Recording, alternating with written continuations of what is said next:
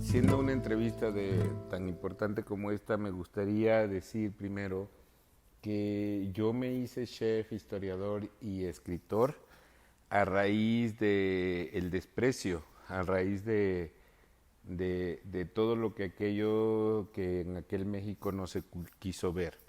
Al inicio de los años 80 no había este movimiento cultural gastronómico que hoy. Si bien es cierto es que siempre se reconoció el origen de algunos ingredientes, el valor y etcétera, nunca había sido llevado a esta máxima potencia a donde yo lo llevé, pero no por decir que soy un héroe ni nada, sino porque era el producto del desprecio. Y esto comienza desde muchas facetas y desde muchas aristas. La primera que habría que decir es que en mis tiempos, en los 80s, pensar de ser chef era una cosa muy rara. Eso estaba designado a gente que venía de otras partes del mundo, generalmente europeos. Y si ese mexicanito quería ser chef y quería hacer cocina europea, bueno, entonces no estaba tan mal.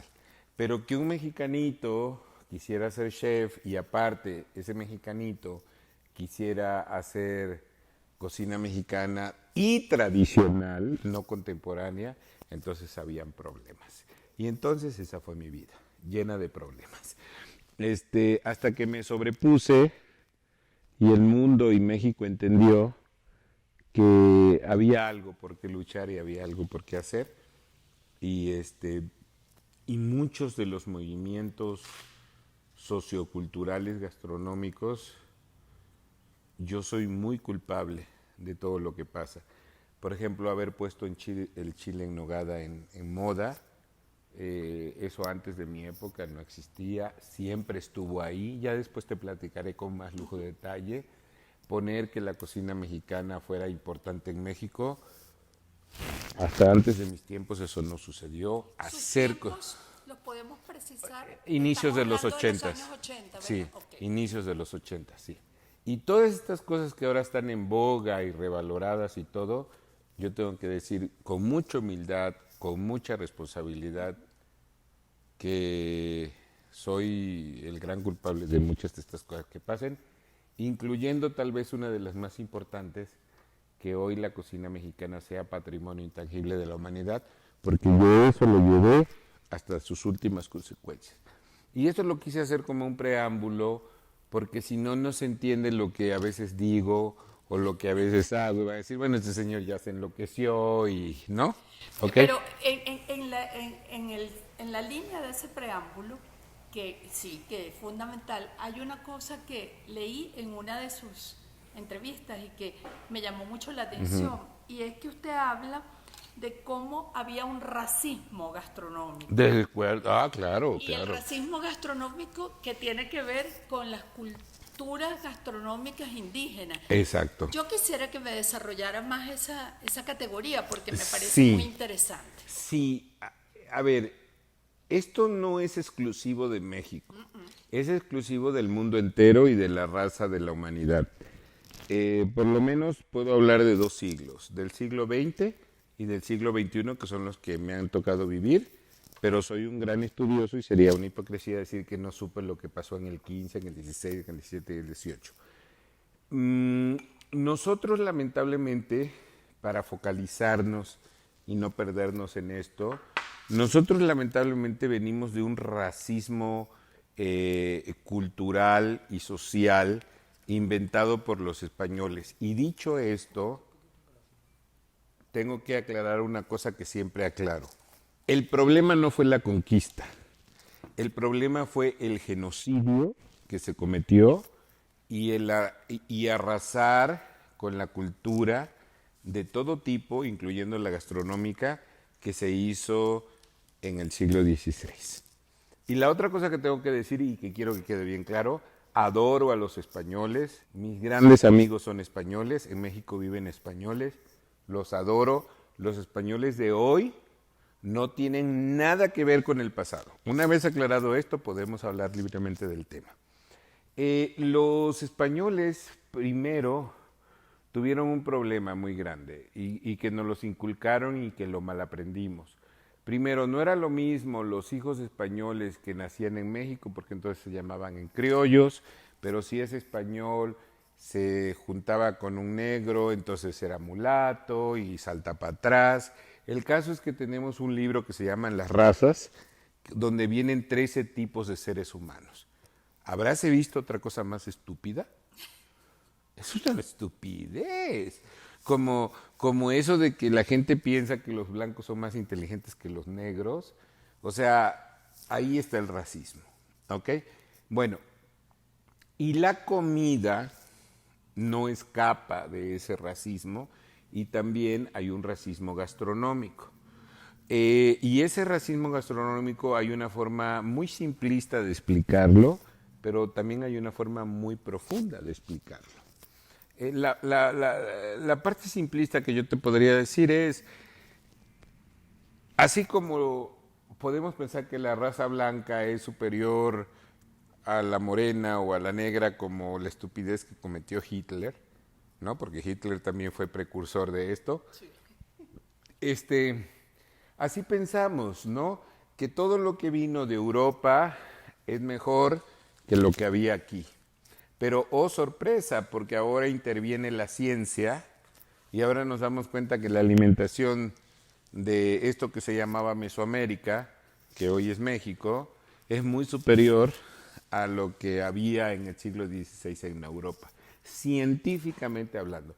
Después hablamos de gustos, de tendencias, porque eso es otra historia. Sí. Pero la alimentación como fundamento de vida y como sustento de vida era mucho, muy superior en el siglo XVI en México que en Europa. Y hay maneras, hay maneras infinitas científicas de comprobarlo.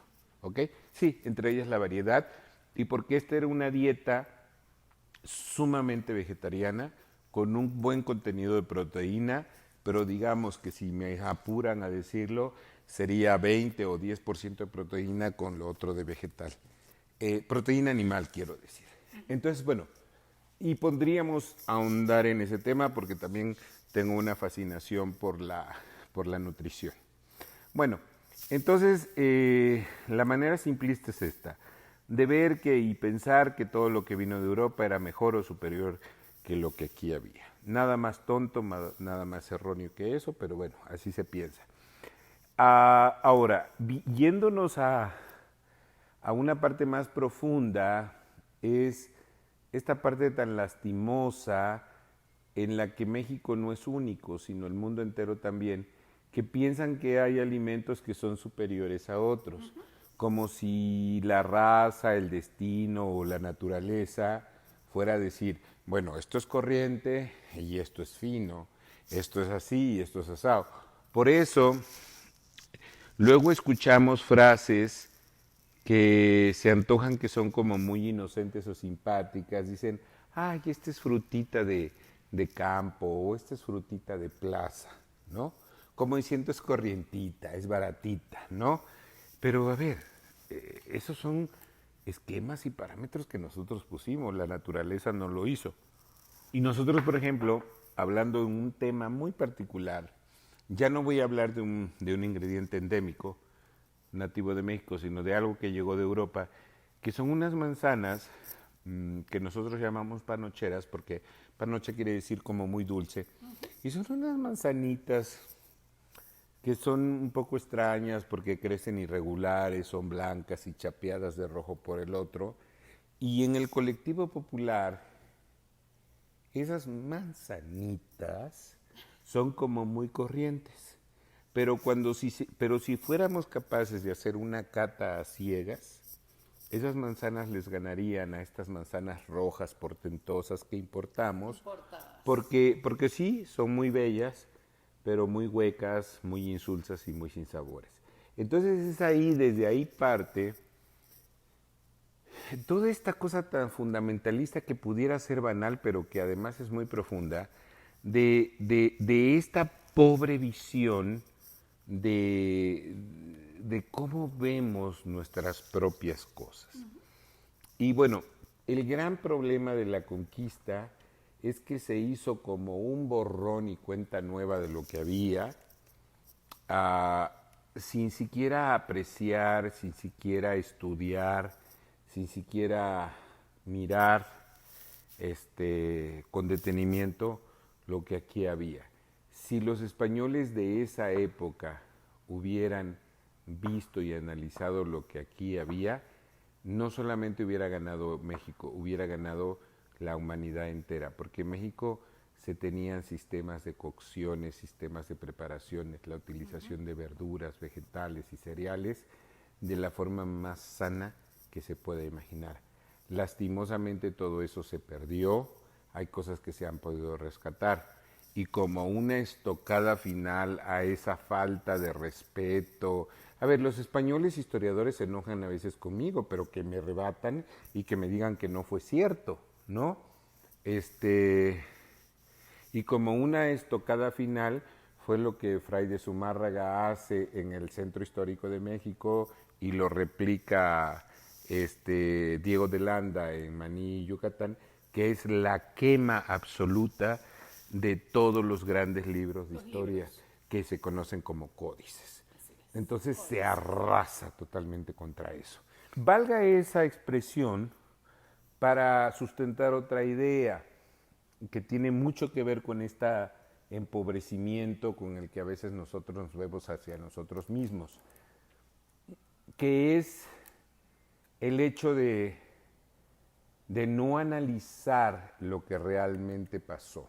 Y tras esa horrorificación que se hizo sobre el sacrificio en las pirámides, se olvida que hubo hidráulica, ingeniería, astrología, matemáticas, escritura, la invención del cero, que fueron grandes arquitectos. Esa es la parte que me duele, esa es la parte que me lastima.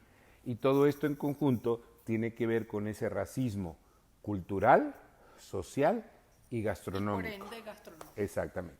De todo lo que, de esa explicación tan buena y tan interesante, me parece que saco como conclusión que definitivamente en todos nuestros países nosotros hemos tenido poco apego a nuestra despensa originaria. Ah, desde luego. Y ante todos los problemas del mundo de hoy, justamente una de las grandes tareas que tenemos por delante es voltearnos. Y es un recurso irrenunciable y además necesario. Así es. Porque no hay de otra. No podemos estar pensando, a ver, el hombre de Oriente fue de arroz, el hombre de América es maíz y el hombre de Europa es trigo. Y querer buscar otro recurso, lo podemos tener como una opción, como una internacionalización, lo podemos tener como muchos otros recursos, pero querer buscar una alimentación que no fue originaria de nuestros pueblos no es sostenible. No es sostenible y es irreal. Muchos de los problemas, y además yo te decía al inicio de esta plática que hay evidencia científica, ¿no? Por ejemplo, en México se vive mucho de diabetes y mucho de sobrepeso, pero tiene que ver con el asunto de la mezcla del trigo con el maíz y con el arroz, que no necesariamente lo mezclamos todo en un solo alimento, pero a ver, comemos un arroz y lo acompañamos con pan, o comemos un pan y hay cosas con maíz, y estas mezclas son las que nos están haciendo daño, ¿no?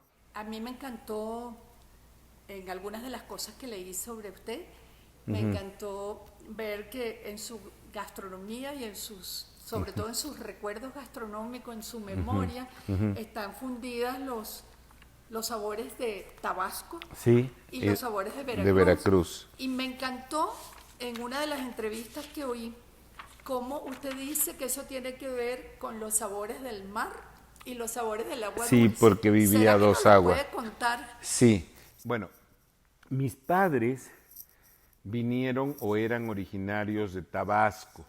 Para los que nunca han estado a Tabasco, hay quienes dicen que no es la tierra, sino el agua, ¿no?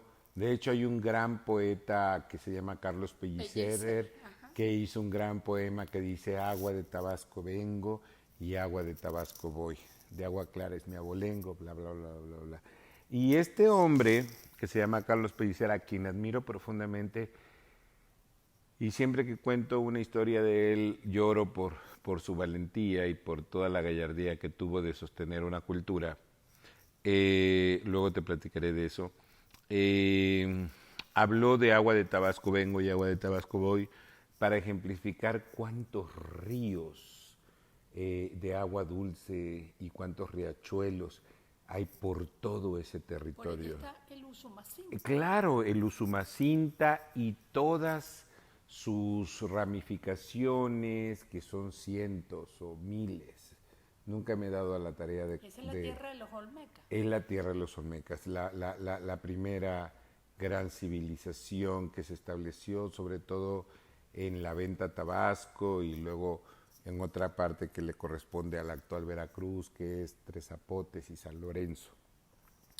Y que además se sabe, además es fascinante porque yo acabo de hacer una colaboración con un museo en París, Francia, donde llevaron la exposición de los Olmecas y se quedaron muy sorprendidos de saber cómo era la alimentación olmeca, porque esa es otra cosa, hablando de ese racismo y hablando de esa pobreza. Hay gente que piensa y cree que aquí la vida era triste y aburrida y que nada más que vivían comiendo pasto. Pues no, aquí había una gran civilización y una gran cocina, que la hemos ignorado y que la hemos desechado y todo eso, ya esa es otra historia. Bueno, volviendo a lo de Tabasco. Entonces, mi madre y mi padre crecieron en unos ranchos. Cuenta la historia que mi abuelo Lorenzo tuvo 7 ranchos y en uno de esos tantos muy cercanos mi padre conoció a mi madre. Entonces nosotros estuvimos rodeados de agua y con el agua habían pochitoques, tortugas, peje lagarto, robalo, guachinango, mojarras y muchas cosas, camarones y una especie de langostino que se llaman piguas, muy sabrosas. Que todo eso es de agua dulce. Y también con el agua había mucho pato y había mucho pavo y bueno, y aunque no era nativo, pues ya mucho pollo y ya mucha gallina, ¿no? Ya estamos en el siglo XX finalmente.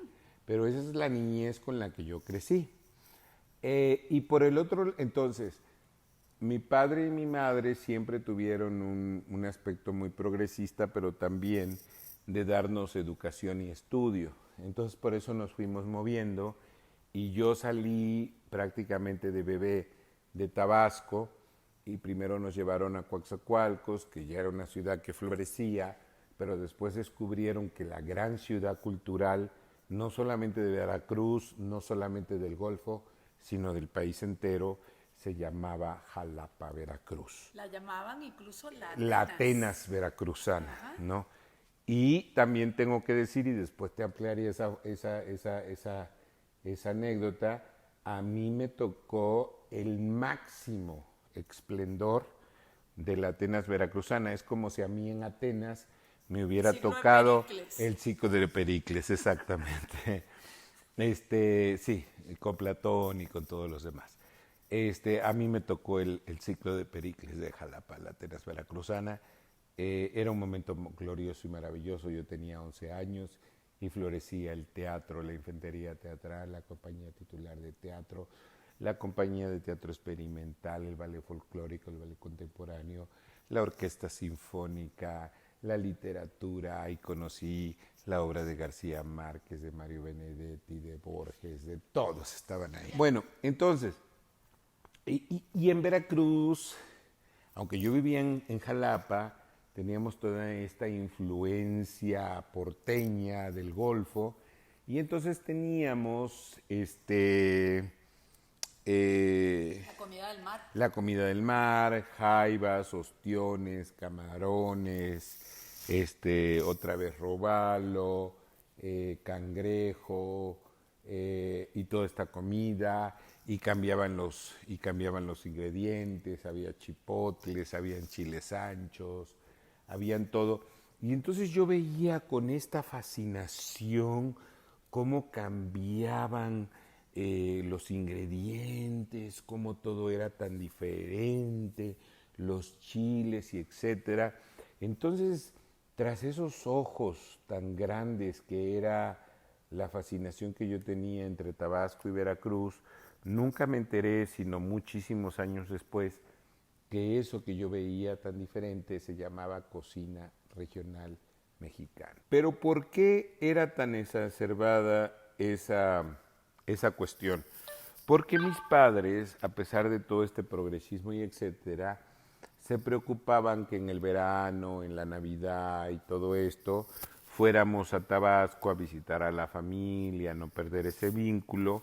Y entonces nosotros teníamos lo que yo llamaba clases intensivas de tabasqueñismo, donde los tíos, las abuelas, los primos se encargaban de enseñarnos las palabras correctas, la comida correcta y todo, y entonces los tíos decían, oigan, háganle a los niños esto y esto y esto, y entonces en una tarde teníamos 20 postres y habían 15 comidas, ¿no? Y cuando te hablo de las palabras correctas, es que, por ejemplo, cuando te ensuciabas la ropa, no te decían te ensuciabas, sino que la palabra en tabasco es devanar, ¿no? Devanar, te devanaste, te manchaste, ¿no? O por ejemplo, hay miles de palabras, pero ahora se me olvidan. Pero, por ejemplo, y que es un correcto español, además, ¿no? En lugar de ir a ver a alguien, era ir a acechar a alguien, y miles de términos que son muy tabasqueños, pero junto con eso también llegaba la comida, ¿no? También hay una comida de Tabasco que solamente vive en mi recuerdo, porque en aquellos tiempos de niños se comió mucho, pero hoy en día ya no se come por una cuestión ecológica, porque nunca nos imaginamos que estábamos haciendo, que el mundo iba a estar de loco como hoy, y me estoy refiriendo a todos esos guisos de tortuga y de una tortuguita muy chiquitita que se llama pochitoque, que se hacía en salsa verde.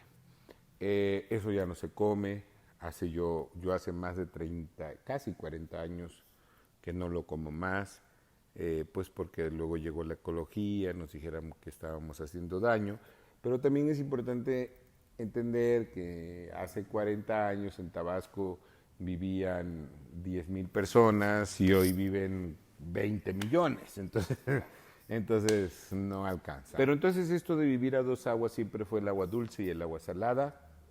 Ambas tenían sus encantos, pero nada más como un dato sumamente curioso, hablando de esta agua dulce, mi madre hacía un postre que se llama copa nevada, que no era que si lo queremos ver de manera simplista, era meter en una copa estilo champán una salsa de yemas de huevo que podría ser muy similar a la crema inglesa, y las claras, con eso se hacía la salsa, ¿no? Y las claras se batían con ralladura de limón. Pero estos eran los tiempos donde no había refrigeración. Entonces, para hacer fría esa salsa, mi mamá la preparaba, dejaba que se metiera, se pusiera a agua, perdóname, a temperatura ambiente, luego lo metía en un frasco, lo amarraba, lo cerraba, lo amarraba, y ella tenía acceso a través de un cayuco de llegar a la mitad del río y dejaba caer ese frasco lleno de salsa, y claro, todo el mundo sabe que en el fondo pasaba una agua más fría, una corriente de agua fría, y entonces aquello se comía frío. Entonces pues iba, lo sacaba, lo servía y entonces era un postre frío, ¿no? En el calor intenso de Tabasco, que es como el de Venezuela.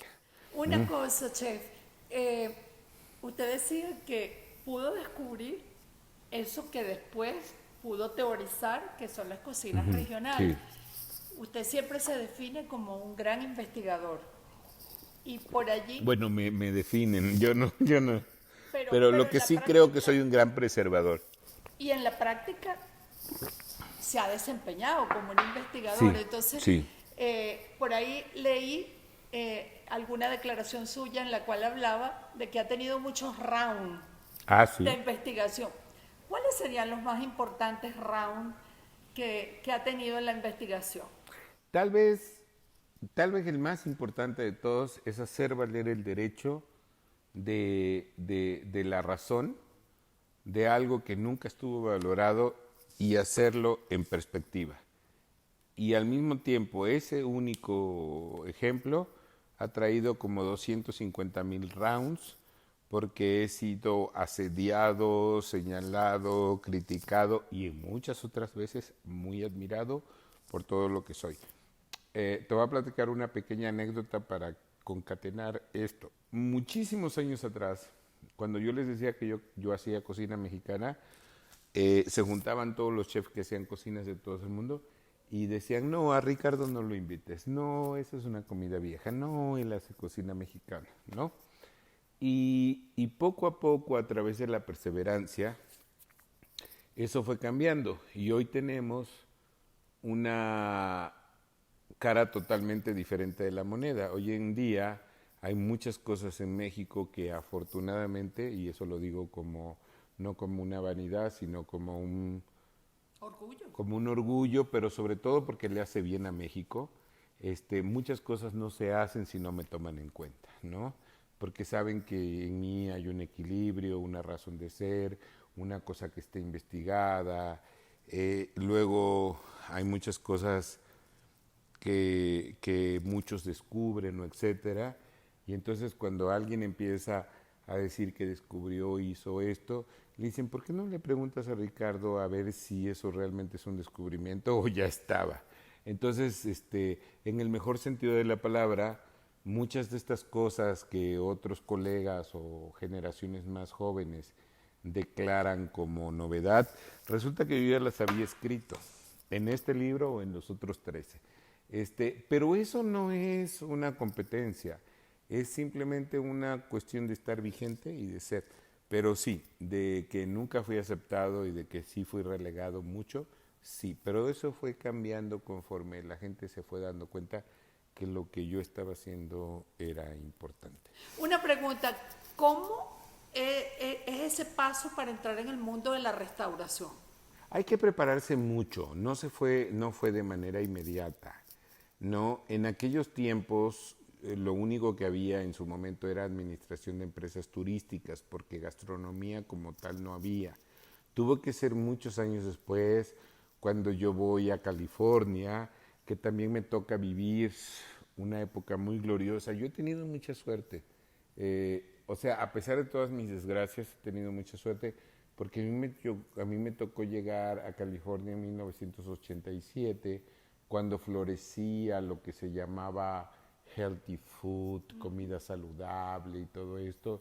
Y entonces me empapé de ese mundo que me fascinaba, ¿no? Y luego todavía yo alcancé en los 90 llegar a un cordon bleu en París, cuando todavía la escuela era chiquitita, cuando no habían sucursales. Y hoy en día, digo, no con esto quiero decir que la escuela no sea buena, pero hoy en día hay cordon bleu en muchísimos países del mundo. Y bueno, últimamente me han hecho llegar los videos de la nueva escuela que está cerca del río Sena, allá por el rumbo más allá de la Torre Eiffel. Y bueno, me sorprende y digo, Dios mío, qué bueno que yo estudié en otra época, porque ahora el edificio me intimida, ¿no? Hay Como un como... laboratorio, ¿verdad? Sí, no, bueno, es que es gigantesca la escuela, ¿no? Tienen hasta un jardín de hierbas y especias, pero son, no sé, son como 5,000 metros cuadrados, no quiero ni decir, pero vamos, es gigantesco. A mí todavía me tocó esta parte íntima de estar con los chefs y era como dicen los franceses, un tete a tete, así de cerquitita, y éramos 6, 20 alumnos y no pasaba de más.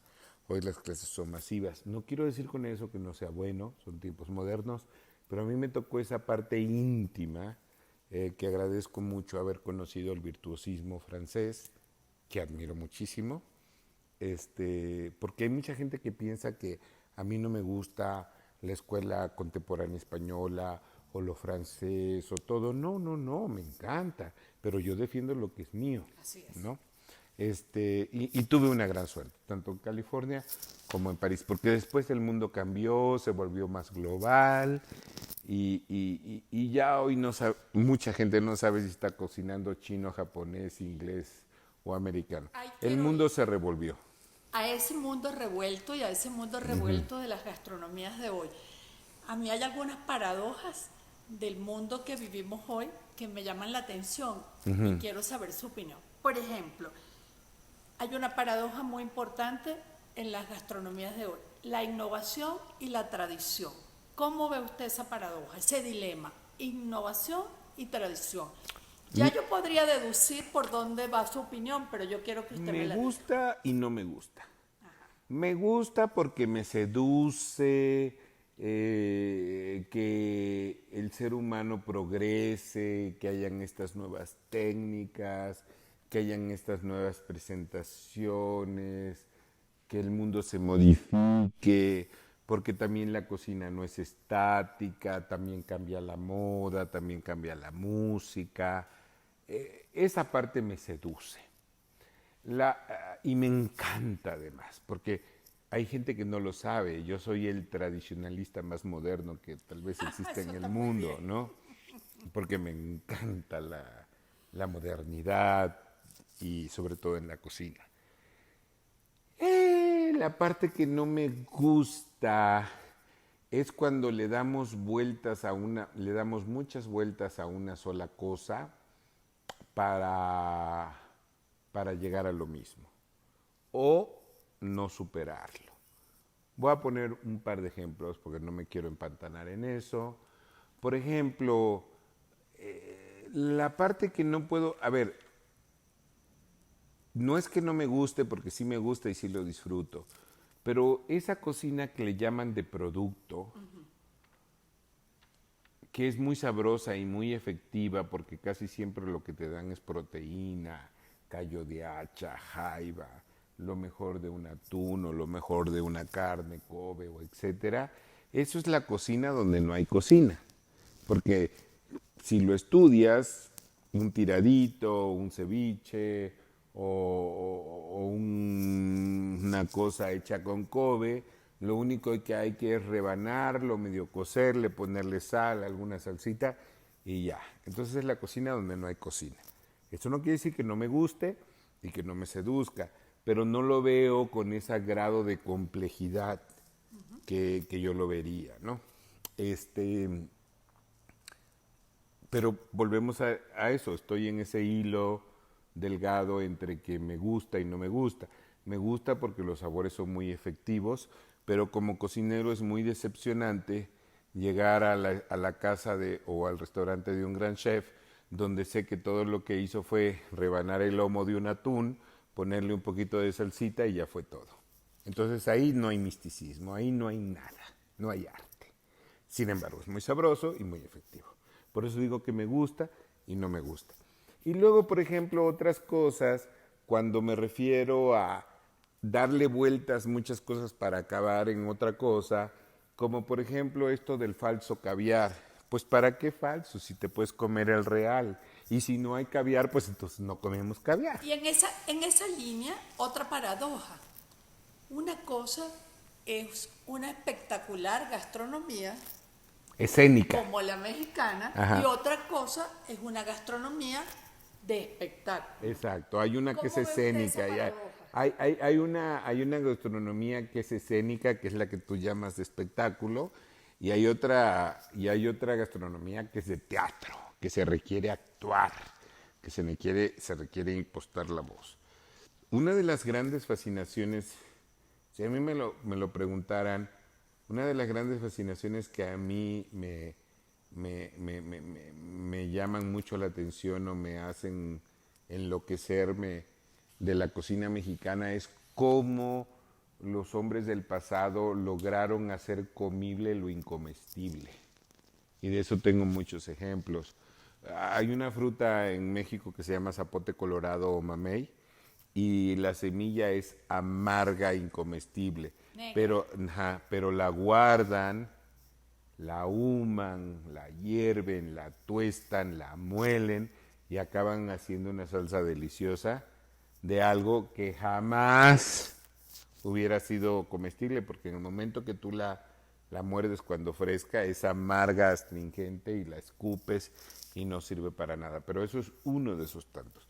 Y el maíz mismo, ahora ya no nos sorprende, pero El huitlacoche. el proceso de la nixtamalización en México, pues es el milagro mismo de la ciencia aplicada a la tecnología de los alimentos, porque gracias a la nixtamalización se puede tener un maíz más saludable para el consumo humano, se puede moler, se pueden tener tortillas, y al haber tortillas hay chilaquiles, enchiladas, tlacoyos, sopes, guaraches, y de ahí esta gran diversidad, ¿no? Que eso es lo que hace fascinante a México. Y por el otro lado, cuando yo te decía de hacer comestible lo incomestible, es que para cualquier paladar de cualquier parte del mundo, probar un chile habanero, un chile jalapeño, pues es incomestible. Pero a ver, aquí se hirvió, se asó, se tatemó, se molió, se mezcló con tomate verde o jitomate que el mundo conoce como tomate, y le pusimos un poquito de esto y un poquito del otro e hicimos unas salsas maravillosas que pueden ser muy excitantes o muy picantes para otros paladares, pero eso ya es una cuestión de estilos y de costumbres. El chile es el rey de la comida mexicana. Sí, es el eje, es que el chile es fruto, el chile es especia, el chile es sabor, ¿no? No hay duda de eso. No Y hay, lo no que hay duda. pasa, y lo que pasa es que entre los capsicums, yo no estoy muy de acuerdo, y claro, los botánicos me van a mandar por las Coca-Colas, ¿verdad? Cuando yo les explique, pero no creo mucho en el capsicum annuum, el pubense, en el frutense, porque, ni tampoco en los grados Scoville, que es esto de... Porque al final de cuentas es una solanácea, y a mí me han tocado probar deliciosos y dulzones chiles poblanos, y me han tocado comer los chiles poblanos más feroces y más picosos que un habanero. Entonces, los chiles no tienen palabra de honor, y eso es una parte bonita porque siempre es una aventura cocinar con chile. En la Biblia dice que nosotros debemos ser la sal del mundo. Y le oí a usted hablar de la sal de Colima. Ah, sí, como no. Ajá. Y así como también le oí hablar de lo importante que es en una buena preparación la sal de grano Y la sal. versus la sal fina. Sí, sí, Entonces, correctísimo. me gustaría hacerle dos preguntas. Sí. Cuéntenos esa explicación de la sal de grano y la sal fina. Háblenos de la sal de colina. ¿Y usted en la gastronomía mexicana qué ha sido? ¿Sal de grano o sal fina? He sido sal de grano, eso lo tengo claro. Pero bueno, a ver, eso tiene muchos matices y hay cosas que no se pueden contestar. Hay una gran artista y cantante a quien yo admiro muchísimo, que es Nacha Guevara, originaria de Argentina, y ella ha declarado muchas veces que nunca solamente hay una sola respuesta, ni nunca solamente hay una sola razón.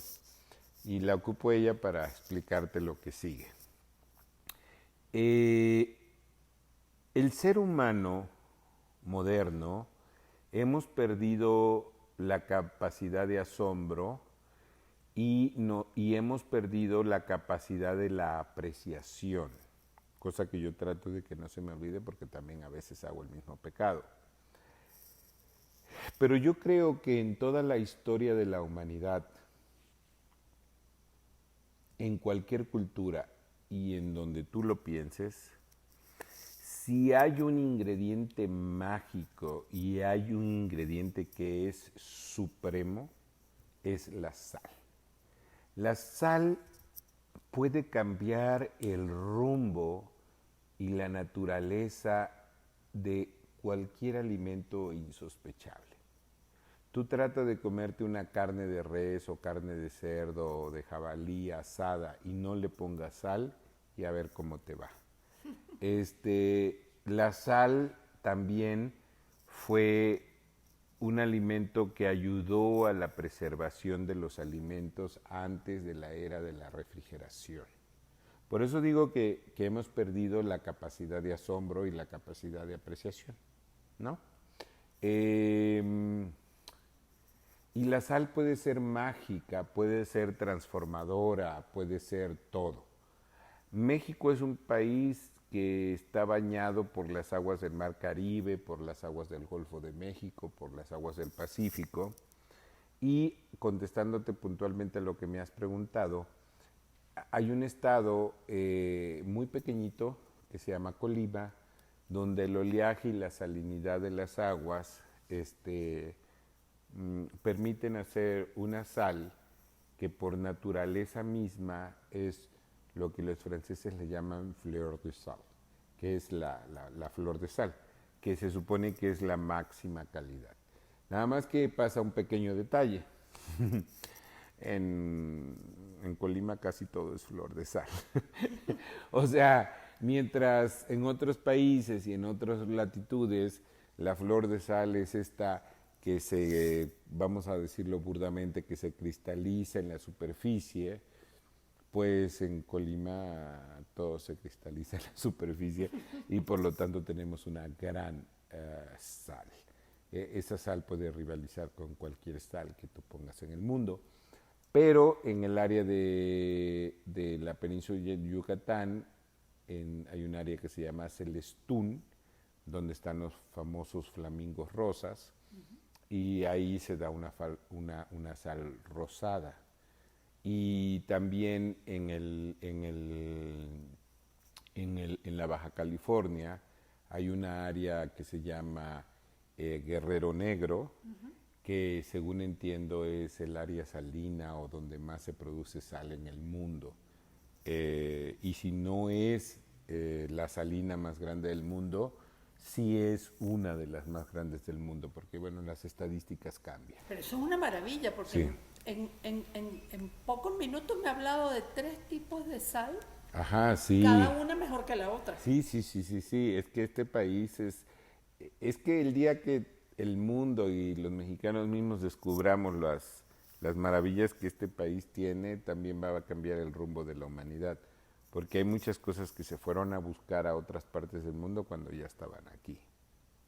Y ese es mi gran problema, hacer entender a todas estas generaciones que a veces no hay que ir tan lejos para tener algo de calidad. Y por ejemplo, yo he tenido en mis manos la sal de Ré, que es una sal que se da en Francia, y he tenido muchas sales, incluyendo la del Himalaya, que soy un gran aficionado a esa sal también. Pero caramba, cada cosa en su lugar, y las sales de México pues tienen también una cosa muy especial. En sus libros le da mucha importancia a los colores. Ah, sí, claro. De hecho, algunos de sus libros están dedicados a los Solamente colores. a los colores, sí. Ajá, pero a mí me gustaría preguntarle por esa importancia que le da a los colores en sus libros, pero también por qué todos sus restaurantes son con azul. Ajá. ¿Qué significa el azul en su vida y en sus rounds de investigación para que esté presente en todos sus restaurantes? Fíjate qué pregunta tan interesante. Primero, ¿por qué le dediqué en una época muy temprana de mi vida al color verde?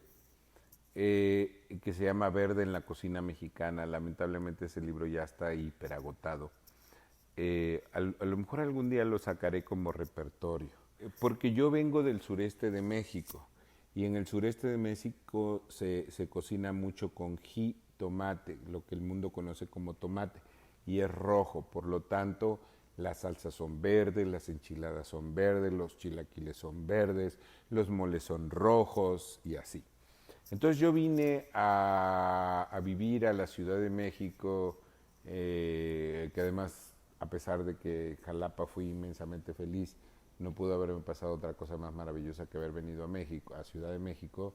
Me di cuenta que acá se ocupaba más el tomate verde, que es sumamente desconocido en casi todo el mundo, y que por tanto las salsas eran verdes, los chilaquiles eran verdes, las enchiladas eran verdes y los moles eran verdes.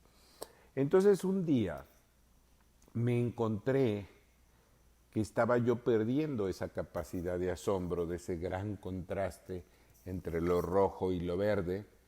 Y dije, voy a escribir este libro antes de que se me olvide y antes de que yo pierda esta capacidad de asombro entre lo verde y lo rojo. Y por eso se lo dediqué.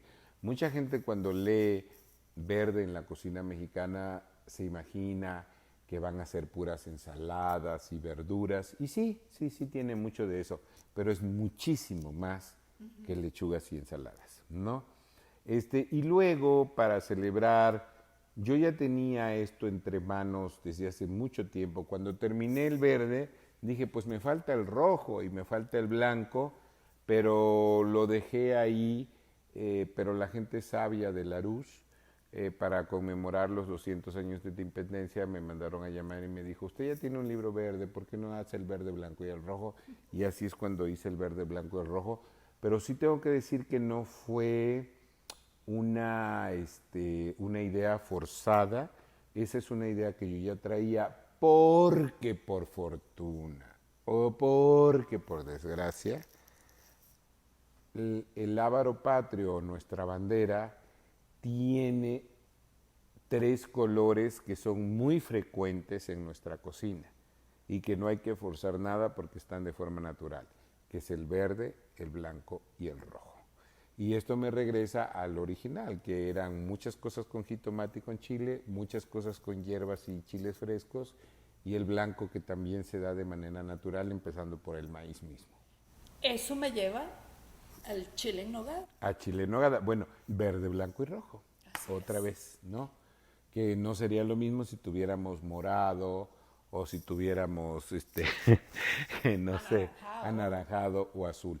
Ahora, ¿por qué El azul.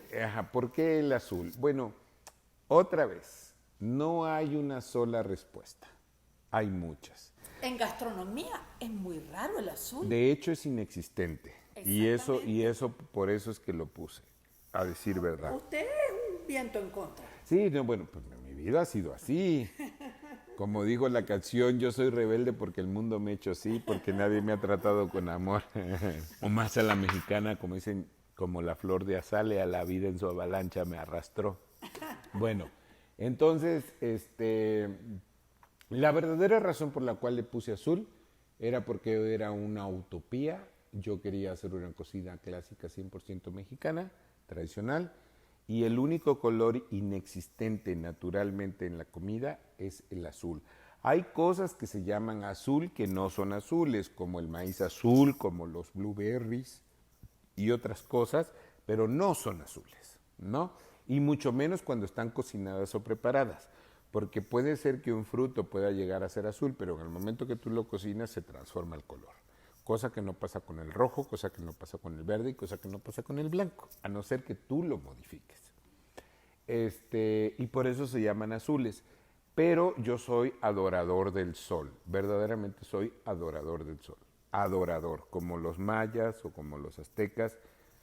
Y no sé si vino de ahí, pero yo soy adorador del sol. Y todos los que adoramos el sol sabemos que los cielos son azules. Después, cuando me volví un poco más cultillo, me di cuenta que en la escuela italiana la pintura estaba llena de azul porque pues también era como el reflejo de la sabiduría. Después descubrí que entre la realeza europea, antes de la invención del rojo y de descubrir México, que dio el tono rojo de la grana cochinilla, pues el color oficial fue azul, ¿no? Hay que recordar la flor de lis con dorada con el reflejo del azul. Y la otra razón, que no es menos importante, es que el primer restaurante que yo abrí, lo abrí en la magna y gloriosa Universidad Nacional Autónoma de México, cuyos colores oficiales son el dorado y el azul. Y por si eso fuera poco, la Talavera mexicana es azul. Así es. Y los mares son azules. Entonces yo he vivido un tiempo azul. Y el amor es azul. Y el amor es azul y yo siento que mi vida fue azul o es azul. Una pregunta para una venezolana que tiene un pedacito muy importante de su corazón prendado de México. Dos pasiones mías, una gastronómica y una histórica, pero histórica gastronómica también. La primera, el mole. Yo quiero que me hable del mole.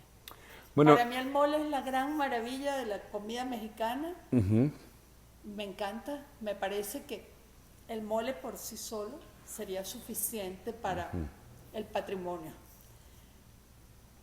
Y la segunda pasión es Sor Juana Inés de la Cruz. bueno, estamos tocando dos cosas Entonces, muy especiales para mí. ¿qué me cuenta de Bueno, ambos? a ver, primero, el mole es muchísimo más antiguo de lo que la gente cree o piensa.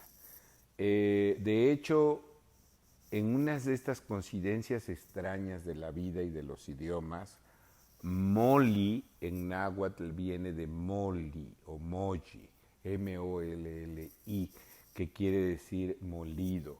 Así que las grandes salsas que eran muy molidas se les denominaba mole. Habría que pensar o explicar un poquitito que hay como tres grandes salsas en la cocina mexicana. No se puede ser tan simplista, pero yo a veces tengo que resumirlo de esta forma, ¿no? Por un lado, las salsas martajadas que se hacían en molcajete, que ahora conocemos como salsas picantes o salsas de mesa.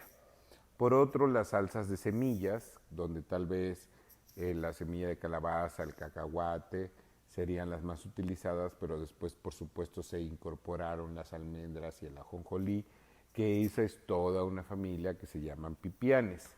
Y luego las salsas que se hacían en metate, que es otro instrumento, que es una salsa muy refinada, a las que se les llamaron molis, que trasladado al español se llamó mole, y que estos han existido desde tiempos ancestrales. Lo que pasa es que hubo un tiempo en que algunos cronistas y etcétera idealizaron algunos tipos de moles y hoy se conoce mucho el mole poblano como el gran representante, pero la realidad es que hay muchos moles poblanos en todo el país y luego, por ejemplo, te metes a Tlaxcala y hay 13 tipos de moles diferentes y luego te metes a Oaxaca con la gran clasificación de los 7 moles, que hay muchos más, y por todo el país está regada recetas de moles de todos tipos y de todos colores. ¿Nos va a hacer un día un libro sobre los moles? Sí, bueno, ya tengo escrito uno, no lo he publicado sobre solamente de Oaxaca y tengo algo así como más de 120 moles, nada más de Oaxaca. Nada más de Oaxaca. Nada más de Oaxaca, sí. El asunto es este. El mole representa el resumen gastronómico de 7,000 años de historia culinaria. Es una belleza. Es una belleza. Sí, no, que bueno, pero es que ese es el mole, no lo dije yo. Porque ahí se implica, o sea, no hay ningún ingrediente importante nativo de México, más todo lo que llegó, que no esté ahí. En los moles hay maíz, hay especias, hay chiles, hay hierbas, está todo. O sea, el mismo cacao está ahí. Entonces, los tres grandes del pasado histórico de México, que es chile, cacao y maíz, están ahí, ¿no? Y ya ni hablar de la calabaza con la presencia de las semillas y de todas las cosas que participan, ¿no? Y por eso es que el mole representa lo que representa, porque para mí no es el sincretismo, es el resumen gastronómico de un bagaje de 7,000 años de historia culinaria. Por eso también hay muchos extranjeros que han venido a México, sobre todo ingleses y americanos, que dicen conocer mucha nuestra cocina y el mole no termina de gustarles. Pues les tengo malas noticias, no les va a gustar nunca, porque el mole también refleja una cultura y la cultura mexicana es mega compleja. Hay gente que viene un año a vivir a México, me refiero a otras culturas que no tienen que ver con la latina, que vienen a vivir un año a México o que están en México y creen entender lo que verdaderamente somos y estamos, y nuestro pensamiento es muchísimo más complejo y muchísimo más barroco que el siglo XVIII, porque estamos bombardeados por lo nacional, pero por lo europeo, pero por lo oriental, pero por lo sajón, exactamente. Una cosa que a muchos les cae muy chocantemente hablando de esto es que nosotros somos más orientales que europeos, sacándonos del contexto mexicano, porque en México se incrustó el plátano, el mango, el coco, el tamarindo, todo eso vino del oriente, ¿eh? O sea, se nos olvida esa parte. Pero ya nada más para terminar con esa idea de lo del mole, hay mucha gente que no termina. Yo he conocido a muchos historiadores americanos e inglesas que han venido y el mole lo ven y dicen sí, sí me gusta y todo, pero en realidad lo que yo sé, primero yo me ponía como triste, decir, pero ¿por qué no les gusta? Y etcétera, y después entendí que lo que realmente pasa es que son sabores muy complejos. ¿Has oído esta frase que dicen que no todo es para todos? Pues eso es. Y sobre todo los paladares que son tiernos, que están acostumbrados siempre a las cosas suaves, a las cosas muy comunes, pues no les va a gustar. En este país hay intensidad, hay color, hay música. Como Entonces, la ranchera. exactamente, si tenemos músicas rancheras, si tenemos música de banda, y tenemos La banda música de Oaxaca, la banda Mije. la banda Mije, y tenemos música jarocha, entonces, ¿por qué la comida iba a ser débil?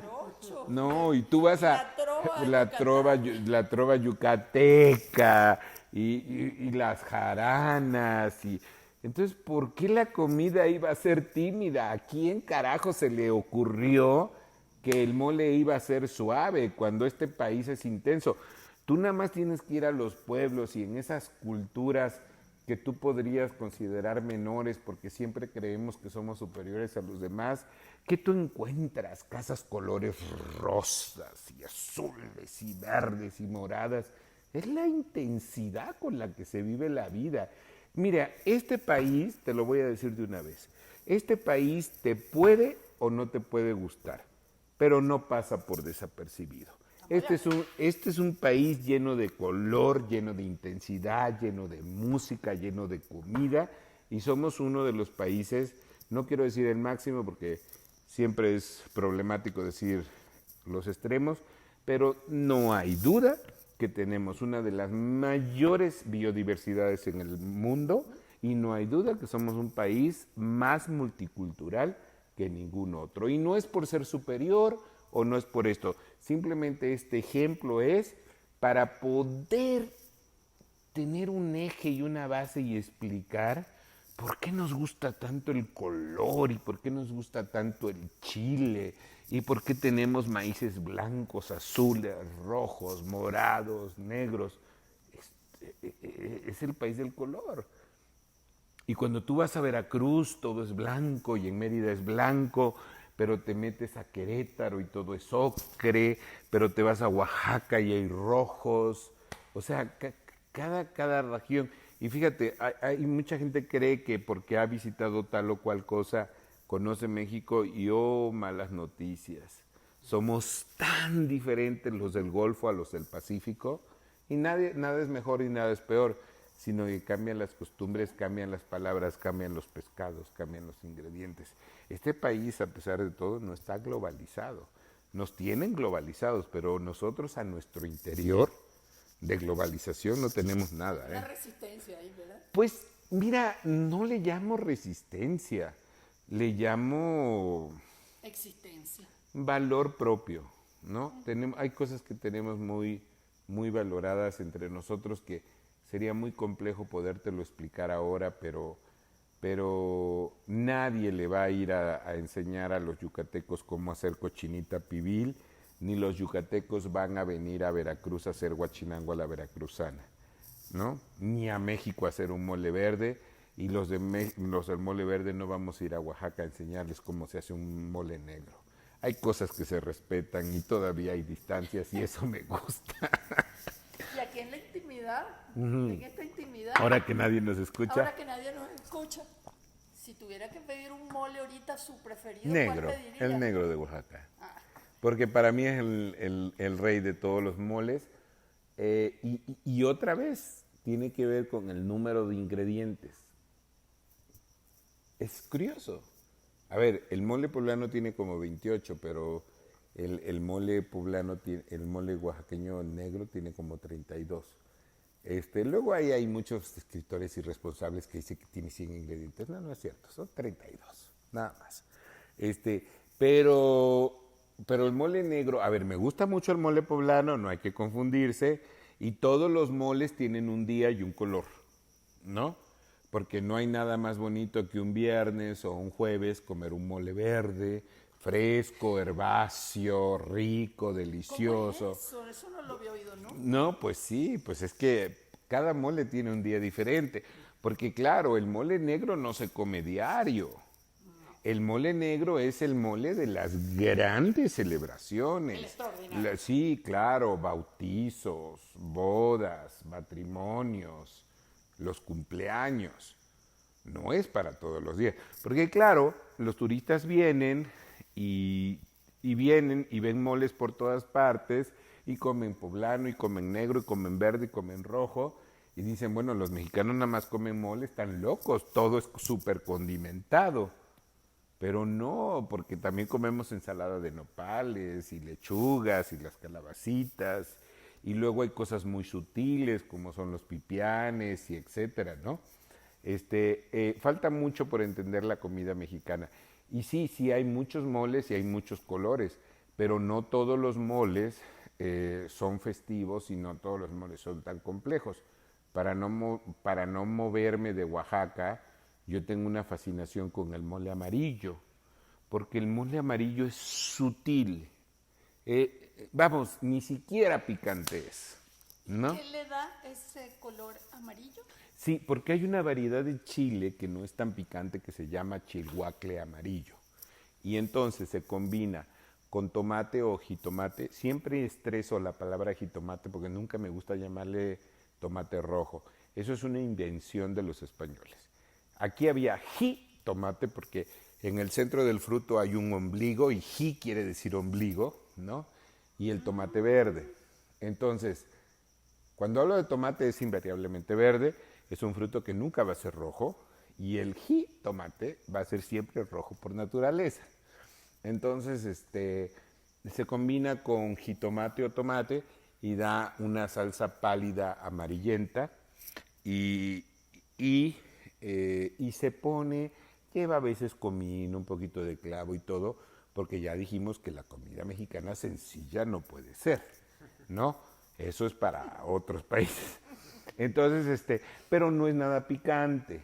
Y además una cosa que tiene el mole amarillo, por lo menos en los valles centrales, es que dentro del mismo mole tiene muchas verduras, ¿no? Calabacitas, ejotes, que son las vainas tiernas del frijol, incluso a veces trocitos de papa, etcétera. Así que no nada más es una salsa de chiles, ¿no?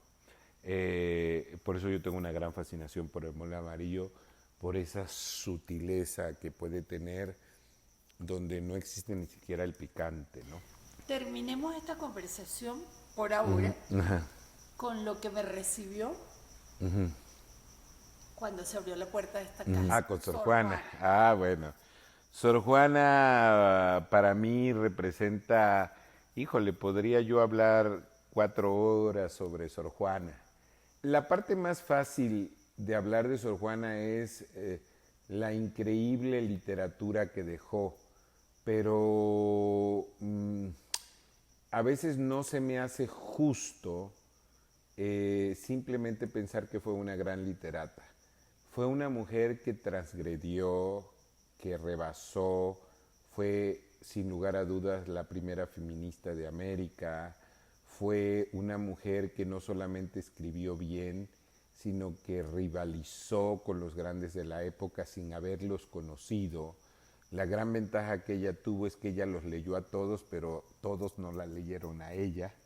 El gran símil que yo tengo con esto es Luis de Góngora y Argote, que fue el escritor español más rebuscado de nuestro idioma.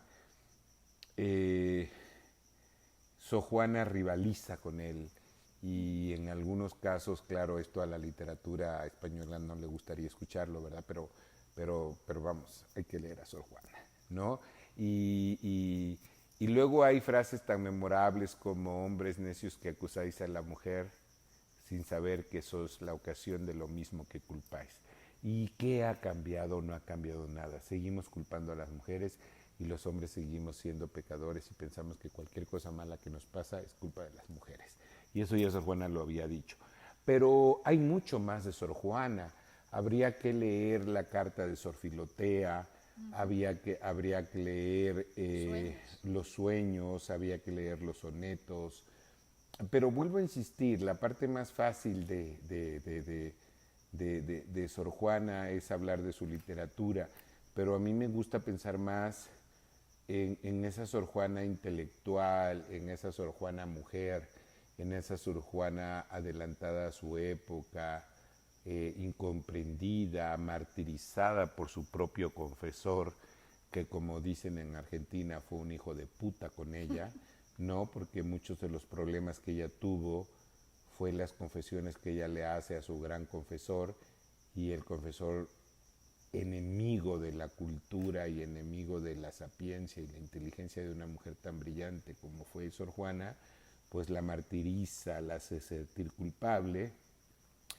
Y hay quienes piensan que fue una cobardía de parte de Sor Juana haberse dejado morir como se dejó, pero siendo yo el artista que soy, el pensador que soy y el historiador que soy, creo que hizo lo correcto, porque muy poca gente sabe que en el último periodo antes de que llegara la peste, que es cuando ella a propósito se contagia, ya le habían arrebatado todo, su biblioteca, le habían quitado la tinta, le habían quitado el papel, le habían quitado su dignidad como mujer. Y entonces es desgarrador lo último que escribe, que se llama Yo la peor, ¿no? Caramba, se me salen las lágrimas cada vez que pienso en eso. Procuro no pensar en ella pero por eso la tengo ahí en la entrada de mi casa, porque ella representa la sabiduría, ¿no? Considerada la 10ª musa, porque solamente hubieron 9 en el periodo clásico griego, y pues no se había conocido de alguna otra mujer que pudiera inspirar algo a los grandes poetas o a los grandes dioses como fue Sor Juana, ¿no? Hay pasajes en la vida de Sor Juana que son increíbles, ¿no? Como cuando se recibía a los virreyes, y no porque yo fuera muy virreinal, se hacían unos arcos de bienvenida, y entonces ella idea hacer un arco de bienvenida por donde iban a pasar los reyes, pero otro sacerdote de la época muy poderoso dijo que iba a hacer otro arco, y por supuesto ella sobrepasa los dinteles de la gloria y los dinteles de todo, que los virreyes a la llegada a México se quedan maravillados, y ante tanta maravilla de ese arco florido y decorado y pintado por ella misma, preguntan, ¿y esto quién lo hizo? Porque era un calibre de artista que mismo en Europa no se conocía. Es una cosa increíble esta mujer.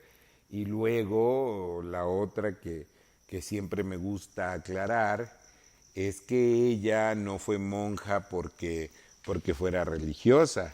Era la única manera que ella tenía de que la dejaran de molestar y que la dejaran de escribir. La dejaran pensar. Y que la dejaran pensar, ¿no? Y hay un periodo que a mí me conmueve mucho, que la madre superiora del convento de San Jerónimo, hoy la Universidad del Claustro de Sor Juana, ahí en la esquina de Isabel la Católica me falla la memoria. Bueno, hay en el centro histórico, porque el edificio existe, en un momento la Madre Superiora, que lo vio todo en contra y no le parecía, en un resquicio de inteligencia, de lucidez, de apoyo a la mujer misma, se da cuenta lo que Sor Juana estaba haciendo, y esto es uno de los momentos más gloriosos de la historia de la humanidad, cuando ponen a todas las monjas del convento a reescribir los libros de Sor Juana a mano, porque el padre, que era el confesor de Sor Juana, se había llevado los originales y habían creído que los habían deshecho y los habían quemado. Y luego de repente aparecen por todos lados, y así es como sabemos de la obra. Sor Juana, no, es una vida de fantasía, pero al mismo tiempo triste, y que le toca vivir bajo toda esta opresión que solamente las virreinas, que no es que fueran más cultas, sino que podían entender más lo que ella estaba haciendo, porque hay que recordar que en México vivíamos el medievo, estábamos en la época medieval. España no había salido muy librada de los casi 900 años de la conquista de los árabes sobre la península ibérica, y el gran logro de los reyes católicos es haber expulsado a la gran mayoría de los árabes de ahí, y son apoyados por el Papa. Pero hay que recordar que estamos muy a finales del siglo XVI y XV también, y que esto es el apogeo de la época medieval, que es una época oscura, triste, que no viene a renacer hasta el Renacimiento con los Medici en Florencia. Entonces, México llegaba todo este olaje atrasado.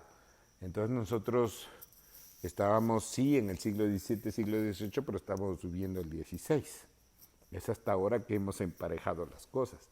Y entonces, bueno, Sor Juana representa cosas, pero hay muchas, incluyendo este libro que se le atribuye a ella, que no estamos seguros en realidad si lo escribió ella o no, pero como tantos otros mitos y como tantas otras mentiras, pues está bueno que ella lo haya hecho, porque es un libro muy bien hecho. Además es un libro cortito, porque son fragmentos de lo que se encontró. Pero eso también deja entrever la sapiencia y la inteligencia y la mente tan brillante que fue Sor Juana. Para mí Sor Juana fue una mujer tan brillante y tan inteligente que el hombre del siglo XXI creemos, yo tampoco puedo asegurar que la entiendo, pero creemos que la entendemos y creemos lo que sabemos de ella, pero la verdad es que estamos muy lejos de saber lo que ella verdaderamente pensó como mujer, como ciudadana del mundo, como la gran filósofa que fue. Yo he leído y he escuchado muchos simposios y muchos escritos tratando de interpretar a Sor Juana, pero yo creo que ni de cerca se ha acercado a alguien a poder hacer una buena apreciación de lo que fue Sor Juana. Y sé que será arrebatado y criticado decir que el mismo Octavio Paz, que fue premio Nobel de Literatura, Sor Juana o las trampas de la fe, aún así él se queda pálido, aún así él se queda corto. No sé, volvemos a lo mismo, las comparaciones no son buenas, pero Sor Juana fue todo: literata, escritora de obras de teatro, sonetos, poesía, pensamiento, filósofa, feminista adelantada a su época. No sé si el abanico de posibilidades puede ser más amplio. Lo único que lamento es que en su tiempo no fue feliz. Eso sí te lo tengo claro porque he estudiado mucho su obra, o su vida, o su historia, y no hay propiamente un momento feliz en su época. Y en el momento en el que ella fue feliz, cuando vivió este amorío con la virreina, por supuesto, el maldito confesor se lo echó a perder y la amenaza y la coarta y la persigue y la acorrala en esto que estúpidamente hemos llamado fe.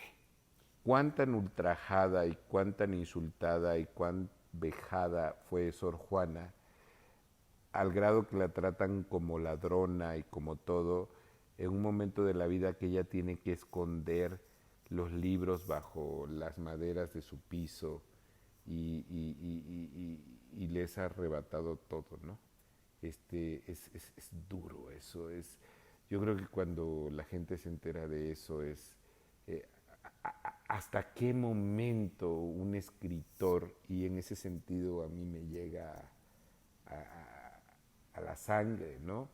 En qué momento un escritor, un historiador, como lo fue ella, tiene que esconder la tinta y el papel para poder escribir. Es como Qué si usted duro. tuviera que esconder, ¿qué será? No sé, pero no quiero estar en ese No queremos sitio. ni siquiera pensar.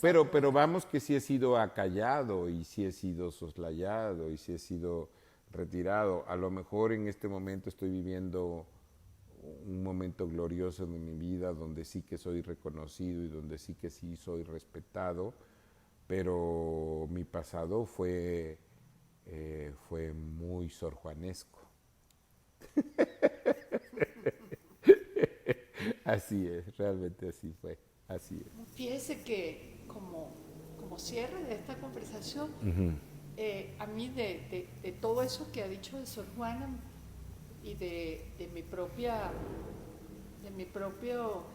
admiración por ella, me queda clarísimo una cosa, que es su pasión por aprender, su pasión por conocer, su pasión por escribir, su pasión por pensar, su pasión por ser ella. Y de esta conversación con usted me queda claro también su pasión. Sí. Su pasión por lo que hace, su pasión por lo que ha desarrollado, su pasión por lo que ha investigado, su pasión por los sabores mexicanos, su pasión por este país. Sí, tengo una gran pasión, pero tengo una gran pasión por México, sin lugar a dudas es el país que más amo, pero no es no es el único país que amo, es el que más amo, pero no es el único país que amo. Amo muchas otras culturas, me gustan los idiomas, me gusta la cocina de todo el mundo, pero antes de que esto se me olvide, si no me lo preguntaste, pero te lo cuento rápido. Si me preguntaran, después de todos los logros y después de todas las cosas que he hecho, ¿qué ha cambiado en mi vida en el mundo de la cocina? Sí te lo podría decir. Yo inicié en una época casi de niño cocinando y pensaba que todo lo importante era que supiera rico, que estuviera bien, etcétera. Hoy tengo una visión totalmente diferente, más allá del rescate, más allá de todo lo que se ha trabajado. Hoy, antes de poner cualquier cosa en el sartén, pienso en la responsabilidad social. Así es. Exactamente. Eso ha cambiado mucho. No soy el mismo. La responsabilidad social. Yo sí que yo también creo que eso tiene que ser un elemento muy importante de los nuevos cocineros.